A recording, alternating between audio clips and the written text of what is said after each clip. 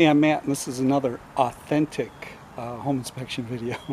These things, these are the real videos, okay? So, I'm on a porch. I'm on a second story back balcony, and this is all sunken in right here. There's extensive water damage in the room underneath here. This is like a breakfast nook area. So, you know, they put some new shingles on the house, but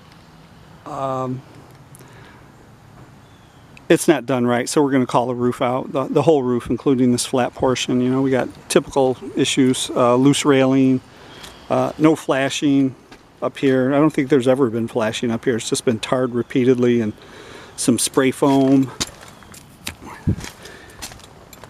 And this is a place to watch out for. Usually there's a breakfast nook under here. They put a wall in there and change things around, but this is called the threshold, and this has a storm door, so it's a little better. But if there's no storm door, the rain will blow in here and leak through the threshold and cause damage below, in the room below. And even if, you know, you do have a storm door, you know, you still got open joints here. Like I said, improper flashing, the siding's badly deteriorated, so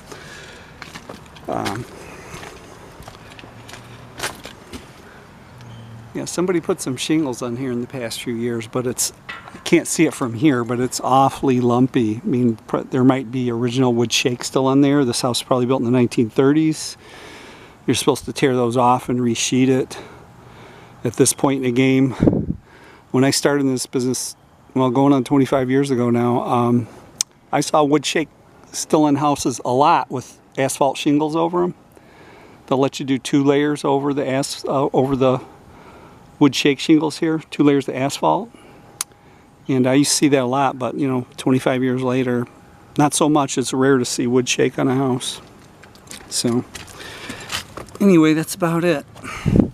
Balconies, loose railing, leak around the threshold, flashing at the house where the flat meets the vertical. It's always an issue.